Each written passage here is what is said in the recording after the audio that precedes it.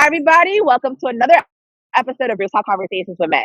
I have someone here that, I met by a chance meeting, but she's super awesome and super cool, which I've realized I've said about all my guests, but they really are truly amazing people that I'm bringing on the show.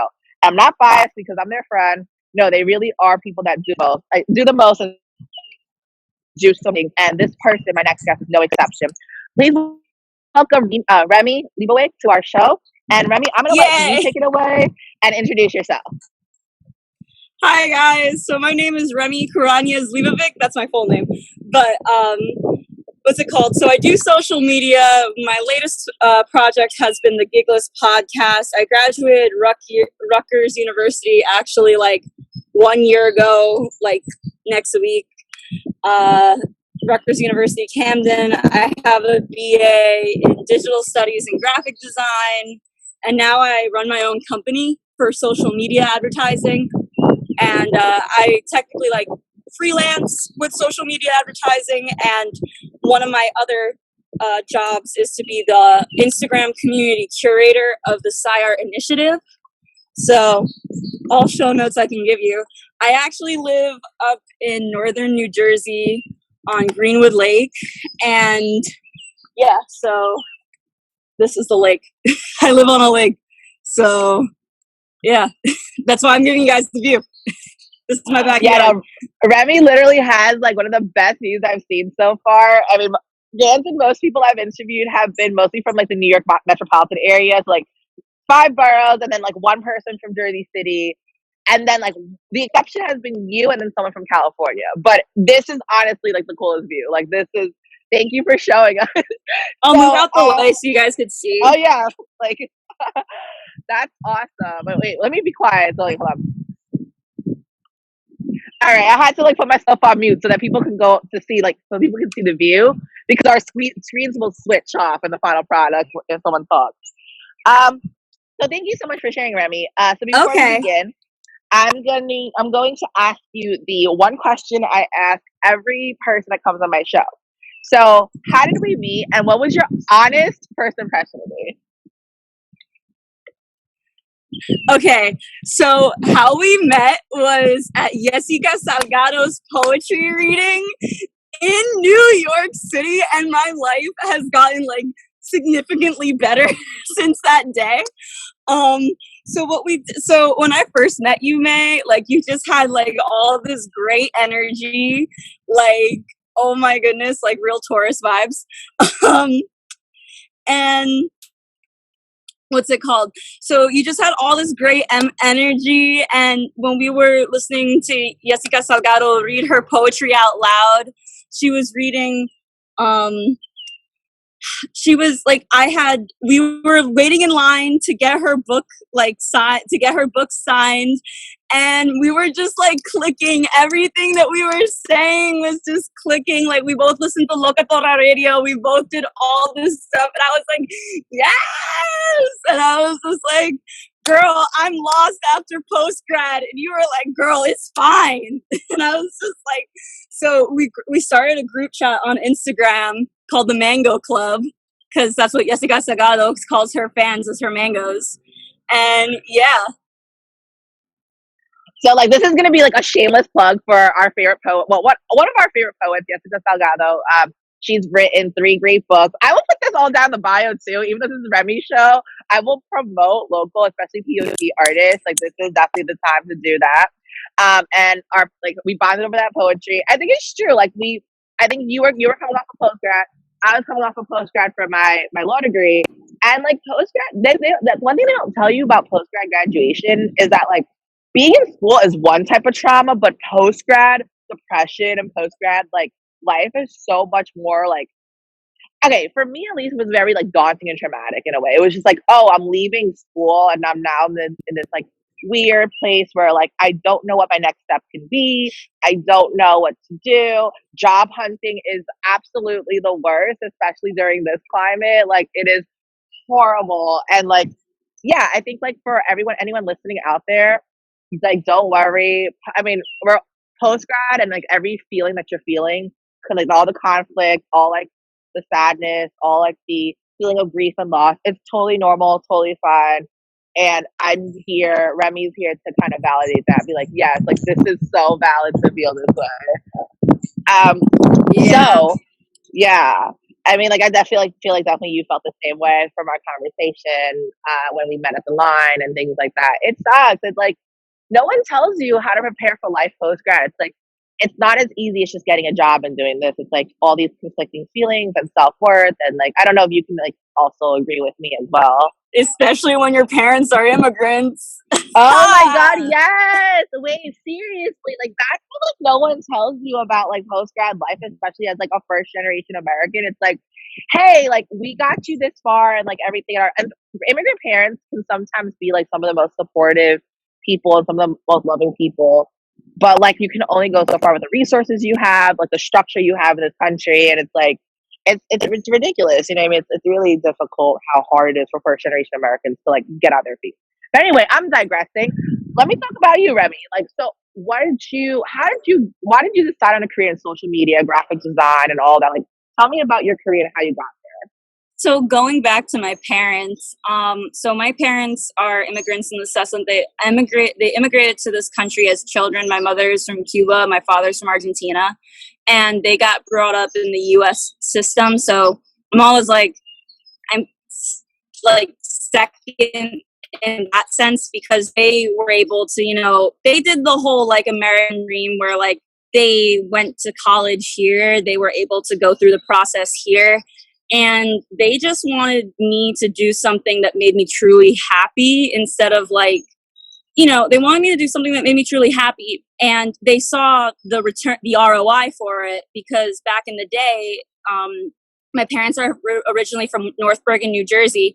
They had a bunch of friends that went to art schools in New York City and made like careers as working, living artists. So they had like a friend that became like super big from SVA, and now he's living in Toronto, and he's still a working artist, and so they wanted me to go to art school, and they were like 100% behind me, and then like that was like great support.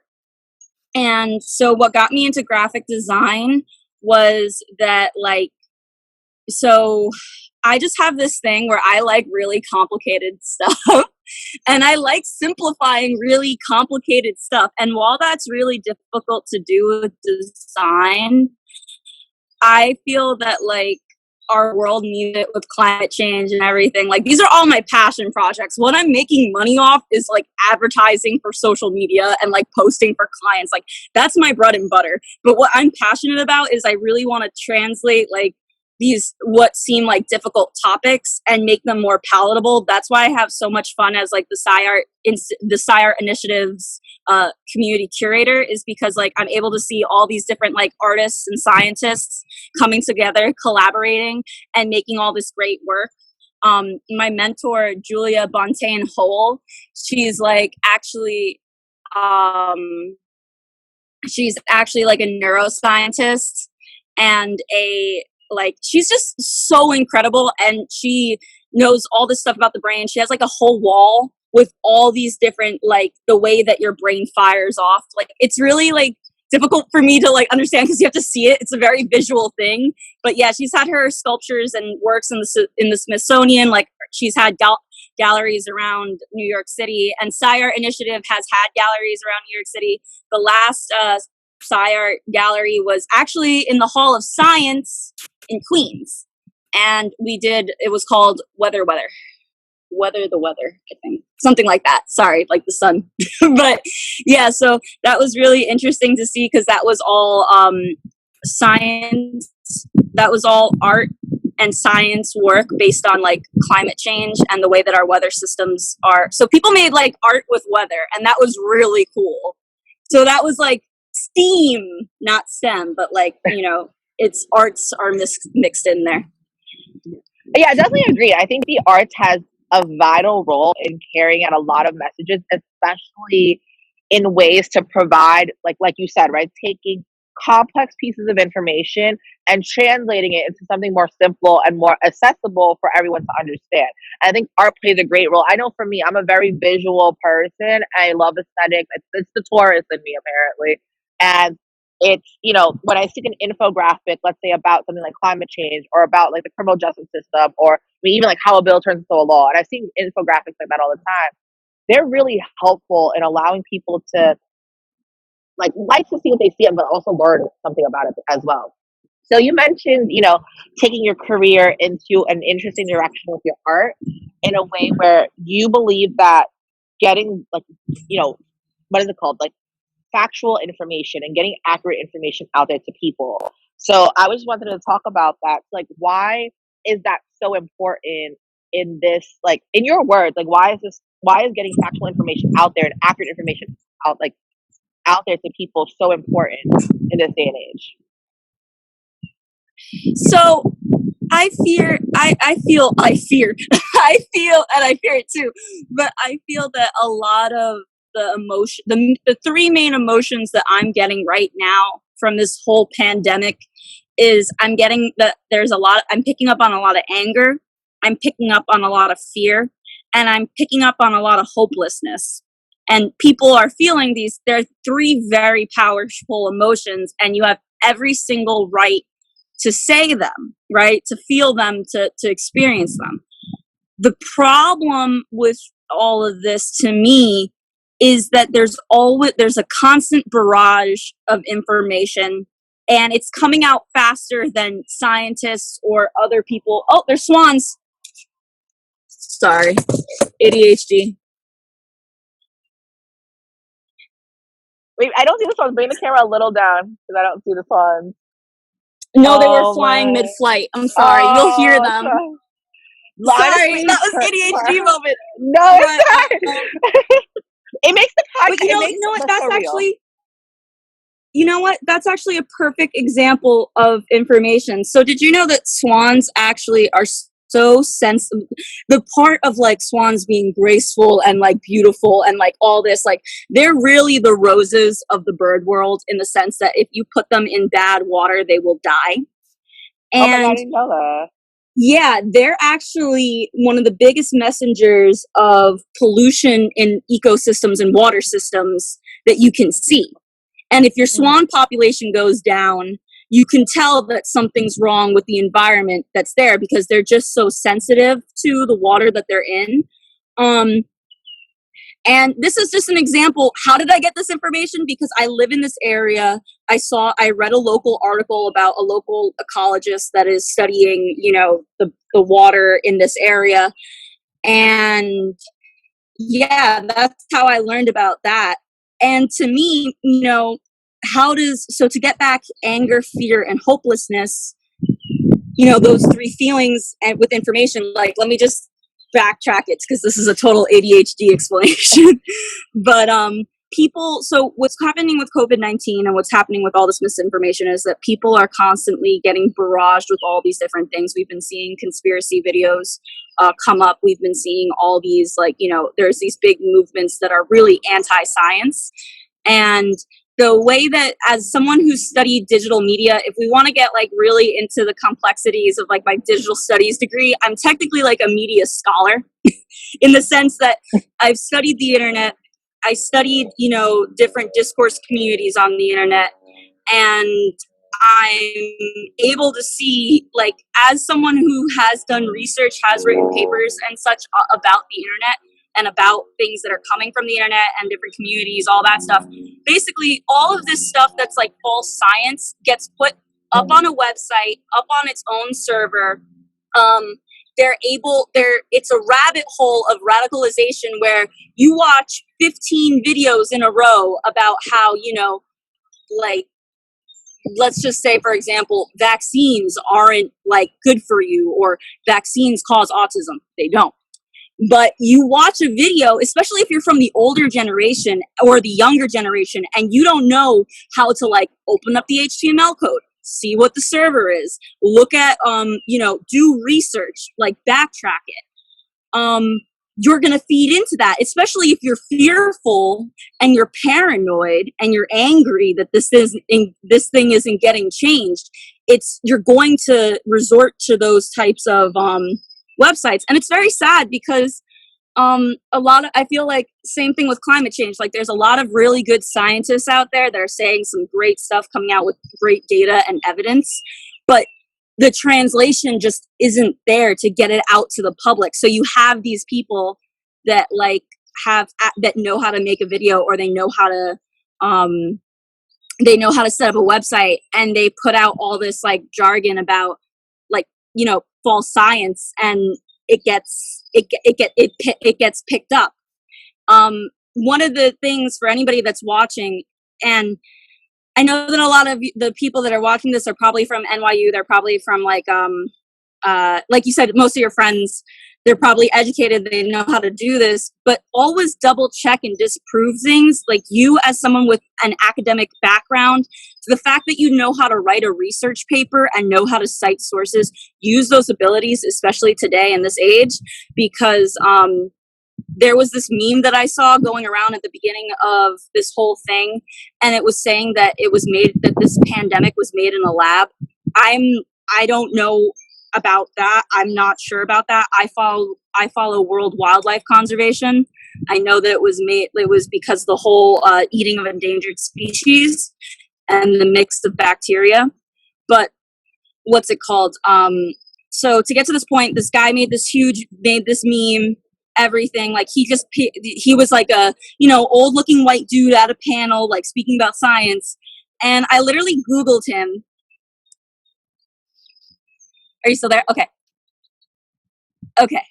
I literally Googled him, and it turns out that he A, ran his own institute, B, it was a non-for-profit, and C, his PhD is in philosophy. A lot of the public doesn't know that, like, just because you have a doctorate does not make you a medical doctor.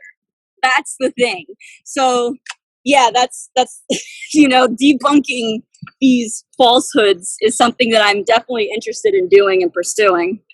And that's something like needed, you know, in the era, like, you know, especially the Trump administration, where there's a lot of, he's coined the term, so I don't really want to like, you know, but fake news. But it's, you know, he's giving, like, you know, when I say he, but like, you know, his tweets haven't been too, you know, accurate. You know, they're coming out of like a place of emotion more than a place of like science. And then you see with a lot of like right wingers out there, it's like very diluted like information that you don't really see like what the facts are out of it. And like, okay, I sound biased because like I definitely everyone who knows me knows I lean very progressive and very left. But I also even see it with, you know, left wing media as well. I don't want to just keep saying like it's the right wingers. I see it as well in left wing media. So I think like right now because like you said, right, I think we're now living in a world where there's social media. It's very social media heavy. I think post 2016, which by the way, all these problems about xenophobia and like immigration and you know, like all of this stuff has happened, you know, pre-Trump, by the way, with, you know, everyone that's like, oh, Trump started, you know, and pre-Trump. But I think what the Trump administration didn't do is like really utilize social media and like really rile up like passion and, you know, some type of emotions for people on both sides of the aisle, whether you're right or you're left. And now that internet has become more accessible, the use of social media is now more prevalent than it ever has been in our lifetime. I think people are just kind of like taking things into emotion, right? People are just like talking through things through emotion and are looking to the internet for, like you said, right? People are being paranoid. They're looking to the internet as a source of, okay, comfort or like finding some type of answers. Exactly. But it's like in the midst of like the World Wide Web with like everyone having a voice, right? These days, anyone and everyone can have a show, including, you know, me. Anyone and everyone can have a platform because of the internet. But who is to say which platform is giving the right information, right? It's sometimes it's like we just need a source, and like in media or in any type of platform where this is the facts, and you take these facts and you feel whatever you feel about it, right? I don't need you to tell me how to feel. I need you to just tell me what the hell is going on. And yeah. I think that's what's kind of lacking these days in in media, in communication. That's what is lacking. And, you know, it does come from accessibility, right? Because I think like for a lot of folks, who do you relate to, right? You're someone, you know, like a doctor X, Y, and Z from Columbia, or, you know, insert fancy institution here. or, someone who they can see themselves in, right? Maybe that is the right wing newscast, not the newscaster, but like the right wing blogger. You know what I mean? Someone that they're that's like my neighbor. That's someone I can relate to. That's someone that I see there's like a sense of trust there because that's someone like me. I don't relate to, someone from like, urban counties or and that's not to, say that anyone has a better intellectual level. I'm not saying that at all, but it's more of like, I relate to like a blogger person because their information is more accessible to me than let's say me reading like a scholarly paper from, Dr. So and so, from Berkeley or from Well, New York let's talk City. about that. Yeah. Yeah, let's talk about that. Definitely. In academia, there's this thing that's called the white tape. And my professor, Elizabeth Desmarais, she's a sculptor and she teaches at Rutgers University. And she brought up, she's like, well, we have this thing called white tape, and a lot of other professors will agree with her, where these universities do great research, they do excellent, things, but it's not always do these universities, necessarily give back to the communities that they occupy. And also, this information that we learn is excellent. It's great. Now, how do we translate it to people who, one, maybe don't want to go to university, or two, can't afford it, or three, don't have access to it? It's important that we like, so for example, one of my projects in school was I made this children's book called The Butterfly Book, and it was talking about all the pesticides and chemicals that people have in their garden, right? But it was a children's book. So I said, you can plant aster, you can plant lavender, you can plant sativa, you can plant all these different things to bring in natural pollinators into your garden instead of using harmful chemicals. You can like buy a ladybug colony, instead of using harmful chemicals. How did I make that palatable? I sanded it down. I'm not going to go and scream at someone and say, like, you're using Roundup, like, that's really bad, that's cancer. Like, you can't approach people like that. You have to, design is, and art and all those, and illustration is so beautiful because everybody can see it and everybody can see it from their own point of view, especially like information that is graphic. People can pick up very easily. And, all of the book was completely made from all the information that I got from like, good horticulture sites, good like eco sites, and was valid. But, what I did was I learned that information in school and I translated it so people outside of school could get it. And the thing is that, whether you're right or you're left, I don't like, at the end of the day, I think that you should do your due diligence and research. If that person says, oh, I have a PhD in this, oh, I do this, okay, put the money where their mouth is. Google them. Look up every single thing. Oh, they said that they went to Columbia. Did they really go to Columbia? Oh, they said that they went here. Did they really go here? Like, when people are touting, especially all this information, it's very important to do due diligence and research that, because unfortunately right now, what's going on is a lot of people there's just so much information that's going out there. And people, like you said, are paranoid. People want the answers. People want the comfort. And it's easy to feel hopeless on the internet. If you go to the point where like all these like, what is the truth, right? Like, the truth of the situation is we got to ride this thing out.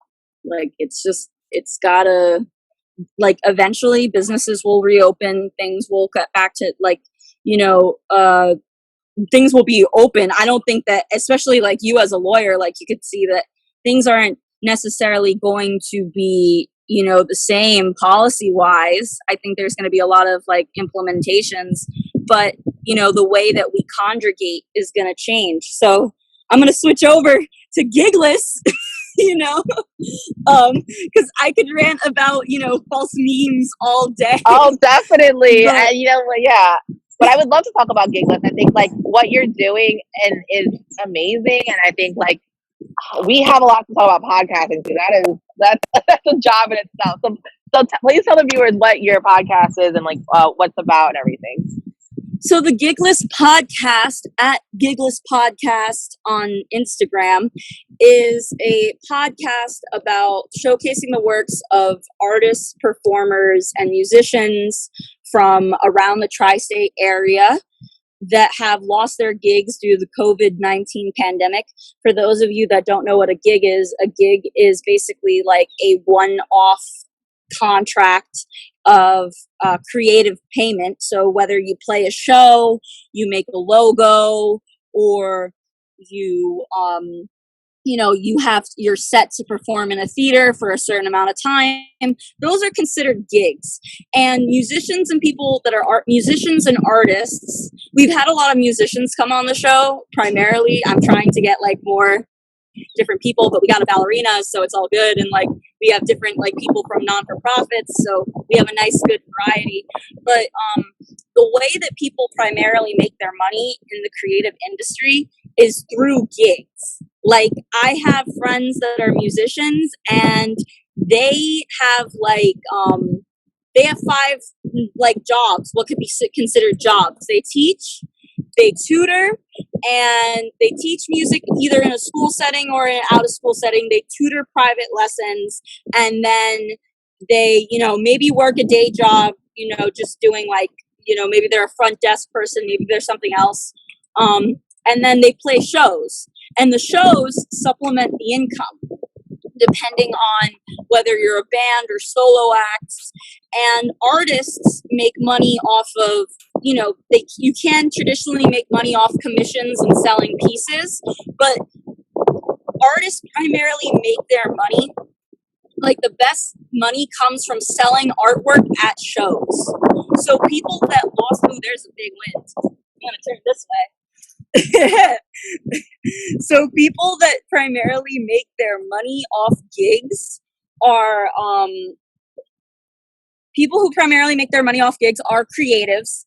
And the problem with what's going on with COVID-19 is we don't even know if when the gigs reopen, like we don't even know if they're going to allow full venues anymore. It might just be like 50 people in the entire venue. So that means the staff, the managers, the band, and whatever few audiences can get in,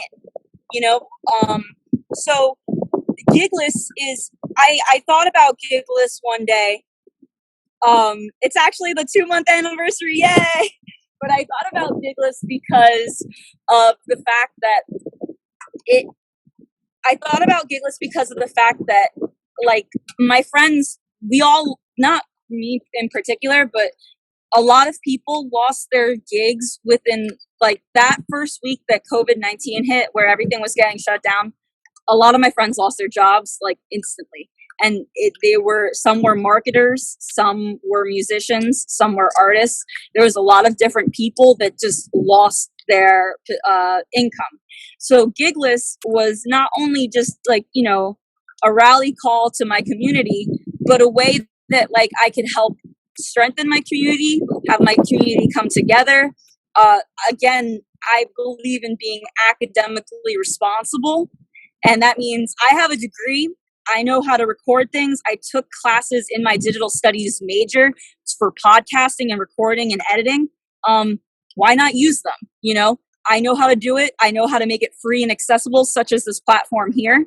And, we put them up on YouTube because not everybody can afford Spotify. Not everybody has subscriptions.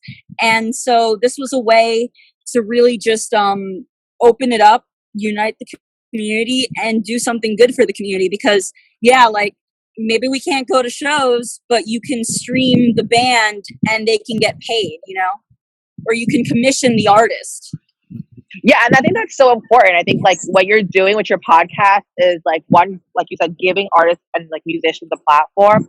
And like I think that's one of the most important things. Like I have a lot of friends who are in the arts, and this pandemic has impacted their income in like big ways. And like my best friend's an artist actually, and it's hard because one of the things is like now you're relying on the internet to make those sales, right? Sell those pieces, sell your work, sell your CDs, your mixtapes or whatever. And the thing is, like, that's the most important thing that we can do to help artists, right? Is visibility, to share their work. If you know, I mean, the first thing first is like, if you have the financial means, support your local artist. Like, buy a painting, buy a commission, buy their CD, whatever they have to offer. Like, use their services, like, help out. But if not, then like the freest way to do it is to share their work, right? Visibility, and the Instagram algorithm sucks. Like, it really has been messing up with, like, especially independent artists, like, visibility wise. Like, I mean, I'm not an independent. I wouldn't say I'm an artist. I think that's unfair for me to claim that label. But even like me starting my page, it's been hard to get that traction. It's You're a been hard to producer. get. I'm a producer. Yeah, I don't know. I don't think I can really claim like You're that status. I producing don't things. feel. You're a producer. Like, I literally tell people Yeah. all the time, the imposter syndrome, it's so real, but you literally have to just tell yourself, like, I did this. They're like, how do you label yourself as a creator? Well, I create things, right? Yeah. I draw, so I'm an illustrator. I do this. So just because people want to put, like, the thing is a lot of people, especially a lot of talented creative people that I know, they feel that, like, and even like in the regular world too, unless it's monetized, like, unless there's money behind it, you're not considered it. Mm-hmm. But like, I'm like, do you know how many biologists like wait to get grants, you know, and conduct research while waiting to get the grant and rating and like, you know, there's, I don't, yeah. No, yeah, okay, thank you for the affirmation. I'm like, can I? Because like, I do this like for fun. You know what I mean? I'm not out here like, I'm literally doing this for fun. It's like my quarantine project, so I don't want to claim like I'm a producer and like kind of like make the actual hard work of like artists and like the work that they put in, and like kind of like shadow that over like, oh, my quarantine pet project. So I'm like, oh, I don't know, should I use that label? But I do think like one thing, I think starting this like show, Rooftop Conversations, and I feel like you can relate with Gigless, it's a lot of work. I think it's like, we are a one woman show for the most part, like for both of us, like both of your podcast, my show. It's a one woman show, which means you wear like 50 hats, right? And it's so difficult. So like, do you mind like talking about like what has some of the challenges that you've done, like that you faced like while producing Gigless, and then also like some of your achievements, like what's the best part about doing the show? So my producer, like, cause I'm the host, my producer, Dane Wagner, it is a one woman show because I'm the only woman, but my partner and collaborator, Dane Wagner, for this show, he's one of my best friends. We grew up together. He is studying to become a music therapist. He has an extensive background, like over 5 years of music. And, he has experience with editing, So I literally told Dane, I was like, listen, I'll record this. Can you edit the audio? I'll do the social media. I'll do the graphic design. I'll do the post. I'll reach out to people. Like, I just need you to edit. And he was like, absolutely. He's like, not a problem. And it just came together. Our two biggest achievements with Gigless is, one, so many people have loved us. We've been getting like nothing but good like feedback, good reports, good repertoire. Like, it's good jargon it's like good like babble between me and the guests. Everything is done over Zoom like this. And one of the difficult things is that we found as a challenge is approaching people, because a swallow just landed right there. But the biggest thing is that I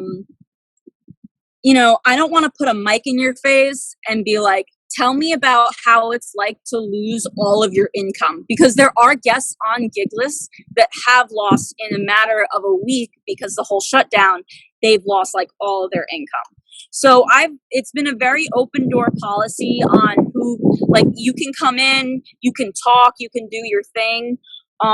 It's been that because of the fact that, like, I don't want to this is a very traumatic situation. That, like, people that are posting like, oh, you better be your best while we have like quarantine, you have all this time now. Like, no, people are coping with this at many different levels, and people's mental health is just like it's top priority. So whenever we record Gigless, I always keep that in the back of my mind, and we talk about things, and mostly it's to expose the artist or expose the musician or the performer to the rest of the community, so that when things reopen, when gigs are allowed to be done, everyone can go and support that person. Or for right now, people can support them by adding to their Patreon, to listening to their music, to buying their art, so that like things or donating to their non-for-profit.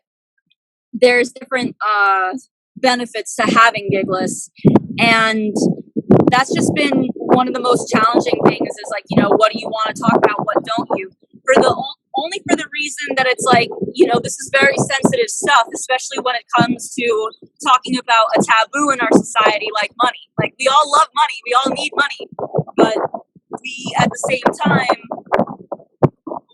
talking about it, especially as creatives, it's a big problem. Like, I feel that like there's no equal pay because gigs are for artists, because gigs are just so different. You can't compare a classical musician's salary to someone who's in what can be considered in a DIY band. They're two completely different things, and there's so many different categories. And what I think Gigless is doing is really teaching people, one, how important the arts are, because now that the news looks like this right now. Like, the news looks like this. It looks like a Zoom call. It looks like a thing. And people are wondering why, all these TV shows are boring. It's like, because they don't have a set, they don't have the cast, they don't have the musicians to bring in the host. There's all these different things that are like, all these artists and creative people contribute so much to the media that we take in on the daily.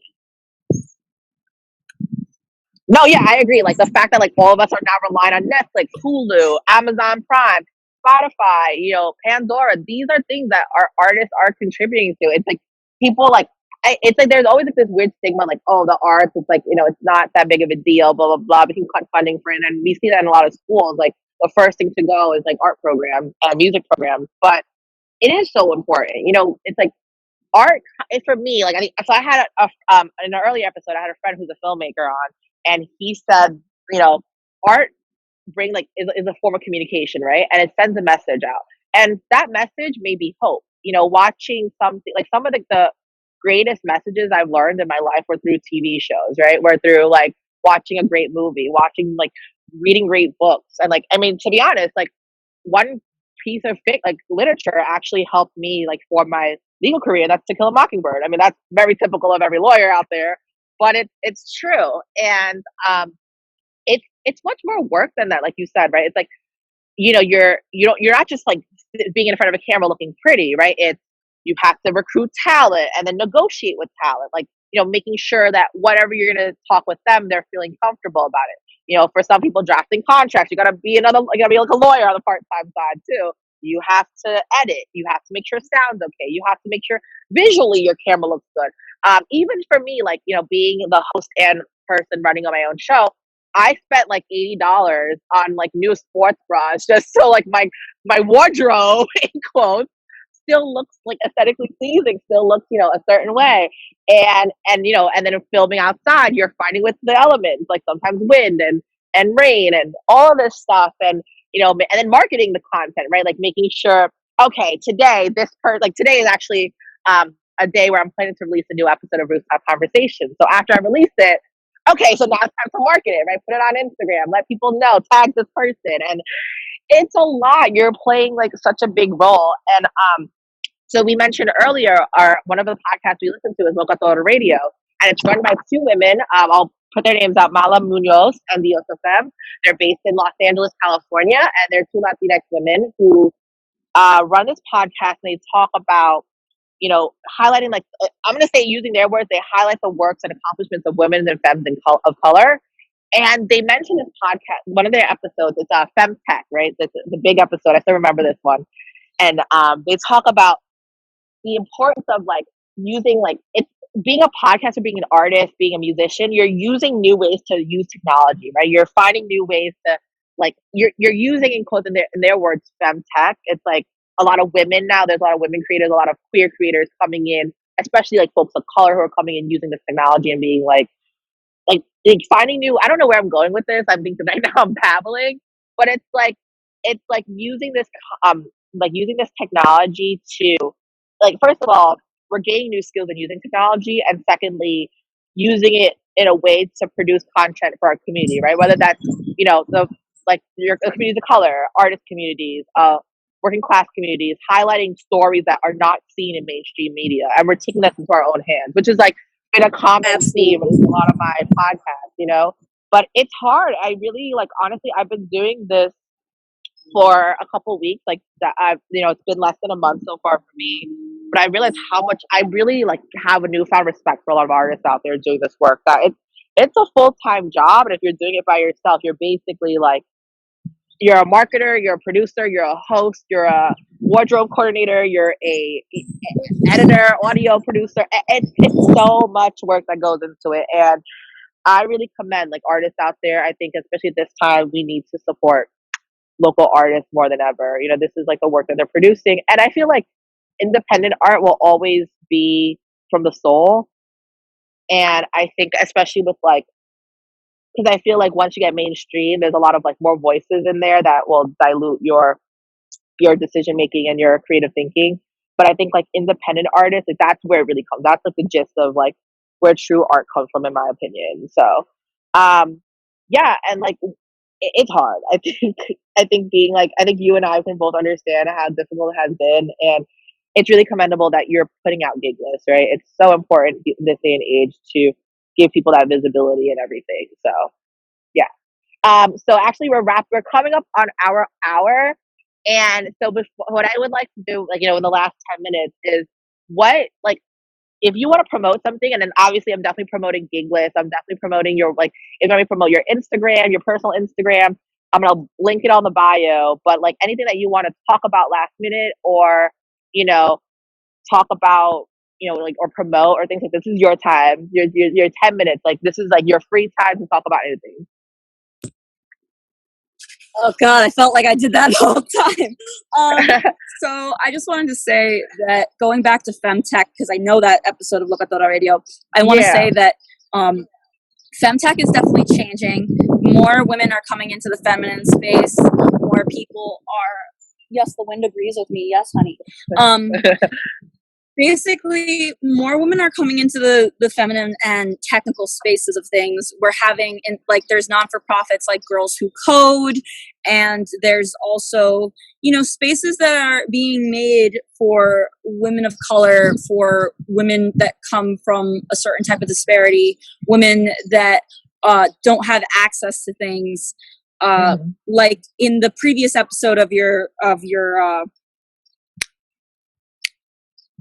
show, basically what I'm trying to say is, like, your friend was talking about how she wants to have data courses in Python for her friends that are coming from disparity, so that they can learn something. Python is a very valuable code, and I'm going to talk more because there's just speedboats.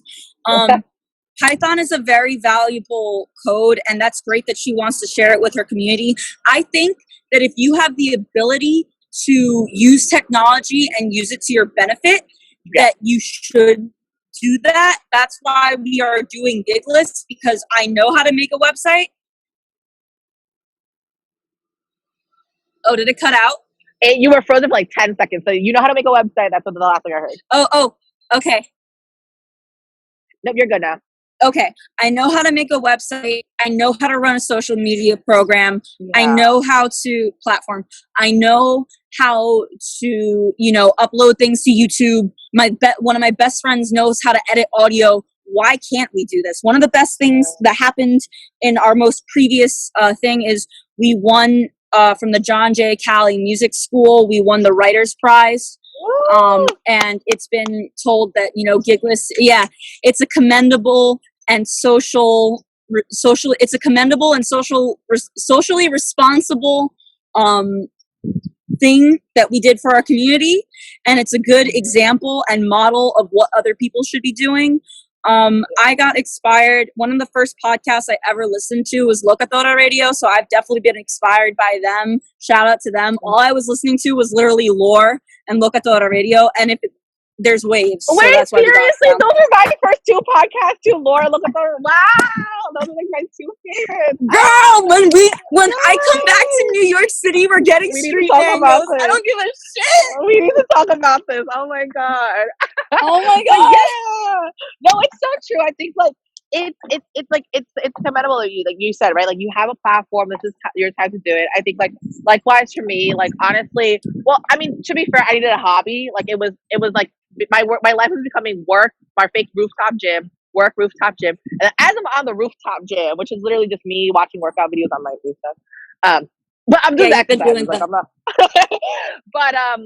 But it's like I'm sitting here. I'm like, wait, this is like my time. Like if I'm gonna do a show, I have the time, I have the capacity, I have the privilege. You know, I have access to a great like recording space in a way. I have a tripod. I have some equipment that I could like equipment meaning like an iPhone and AirPods or whatever. But I want to highlight for my podcast especially like so a majority of people that have been on my show are folks of color and folks in STEM, folks in the legal field, folks in the art field, and it's just so cool. Like I want to highlight the work of my friends and like people that I know, and they all have these amazing stories to tell that we don't really see in like mainstream media. It's so. Yeah. I definitely think like podcasting or recording a show or putting up an Instagram thing. It's like and like it's great. It's great content and it's good for the soul. You know what I mean? I think like in a world where like you say there's a lot of like there's a lot of art that can be harmful. There's a lot of like messaging that can be harmful in any way, shape, or form. It's also nice to have art that uplifts your soul. It's really nice to have work that uplifts you and who you are and empowers you. So we have about like 8 minutes left. Would you like me to like promote your Instagram handle so that you can support your personal art as well? So I have my Instagram handle right now. It's going to be completely done, but it's Remi CL Design at Remi CL Design. That's that is my professional one, and I'm going to be redoing it. I have a website called RemiLeibovic.com, and you can see my whole portfolio there. That's getting redone. And RCL Media for my social media advertising business, I'm also working on the website for that. I'm going to say openly that as someone with ADHD, anxiety, and depression, awesome. I just want to tell people that everybody copes with things differently. I have access that I'm able to I live in this space. I can socially distance. I have, the access to these things. And what I also want to say is like, I was working, like your friend said, like when you work in tech or when you work online or when the internet is your main source, like I've been working from home for the last, since February. So, that was, the most difficult thing that happened though was establishing a routine. And I know that I know that you can be perceived as scatterbrained or not organized when you have ADHD, but there's an organized chaos factor to it. And I want to tell anyone that's listening that is neurologically different, that basically, get a planner, try to establish a routine, try to stick to that routine. You're going to fail a lot, and that's okay, because I've been I'll have weeks where I'm just wake up, let's walk the dog, let's make the post for the day, and then let's, do yoga. And then I've had some other days where it's just Hulu binge, Hulu binge, Hulu binge, Hulu binge. But, yeah, so I want to tell people that it's okay, and establishing a routine is especially hard and difficult, and that Gigless was the thing. One of the reasons why I did Gigless too is I wanted to do something about what's happening to my community, but at the same time I wanted to give hope to people, establish something for me and Dane so that we could work on, so that we could have hope and connect with our community. Because we're, as human beings, we're very social creatures. And I think I haven't seen my friends in months. I haven't seen family in months. I know. I can't believe it was in November. I wanted to go into the city. Like, I miss going to art museums. I miss doing so much of the stuff that I just like took for granted. I miss so much. And I miss, like, you know, getting street mangoes with my friends. I miss, like, the little things. I don't miss, like, malls. I don't miss, like, you know, extravagant vacations, even though one would be nice. But, like, you know, it's like, and what was an extravagant vacation for me? Going on Airbnb. That was literally it, you know? But like, I do miss my friends. I do miss the connection. For anyone that's struggling with ADHD, especially now in this time, my best advice is just to try to establish a routine. And everybody should download Headspace, and it's free up until a certain level. Just keep doing daily meditations. You don't have to go like all the way. Headspace is a great resource. You know, just, and also get off social media. Like, you don't need to be on social media every other time, because what I wanted to talk about when we were talking about earlier is that the way that these people trigger anger and fear is by posting like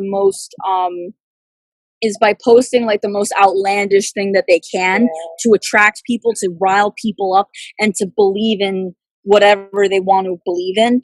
And I feel that when you're just getting that every single post, every single thing, and then you turn on the news and it's like all this bad stuff, like, literally turn it off, give yourself a break, like, go read a book. Like, it's okay. Yeah, like, I agree. there's other I don't care if it's like a textbook that you have left over, like, you bought it, you made that mistake, dedicate yourself to it, or definitely, I agree. or just, you know, no, I agree. Like, I think, thank you so much for that affirmation. I think you said it right. This is not a space for everyone to start making the new, like, the next, like, scientific discovery, or making the new, like, you know, Oprah Winfrey show or whatever. This is like, if you need to rest, and like, that's a great affirmation, Remi. So thank you so much for being on our show today. Our show. Well, it's our show, because I think the talent that I bring on collaborates with me. I don't think it's just me. But I want to say thank you so much. And I hope to see you soon after the pandemic. I TikTok danced. You TikTok dance. I want to say one thing that's going to make you laugh as a lawyer and make all your lawyer friends laugh. When I was in an ADHD moment, when I was in 10th grade, when I was in 11th grade, I read To Kill a Mockingbird, and we watched the movie. And in the book, I didn't understand what was happening. But when we watched the movie, and he stood, and the man stood up in court, I said it out loud. Because I didn't have control over myself back then. But I was like, oh, she raped him. And my teacher literally got up from the thing and was like, go to the principal's office. Oh my God. I'm like, but she raped him. And then and then she was like, go. And I was like, that's what we're discussing. Oh my God. I can't. So, yeah. Oh yeah. So I wanted to leave off with some kind of like joke or comedy or something. Oh my God, To Kill a Mockingbird. All right. Well, thank you so much, Remi. I'll see you when we get back in the city, and hopefully this pandemic is over. All right. Bye. Hopefully.